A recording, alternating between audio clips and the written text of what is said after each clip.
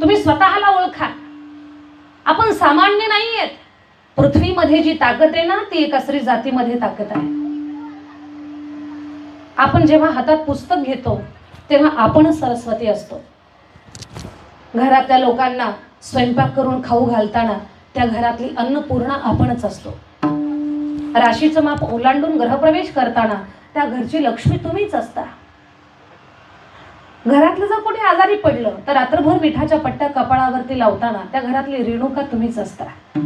आणि घरावर संकट आलं तर सगळ्यात पुढे ताकदीनं जेव्हा तुम्ही जाताना तेव्हा त्या घरातली दुर्गा तुम्हीच असता. आपल्यावरती खूप मोठी जबाबदारी आहे. फक्त आपणाला आपलं कर्तव्य, आपली जबाबदारी समजून घ्यायची आहे. एका स्त्री शक्तीने स्वतःची जबाबदारी समजून घेतली तर तिने छत्रपती शिवराय रूपी क्रांती सूर्य या मातीला दिला. एका स्त्री शक्तीने स्वतःला ओळखलं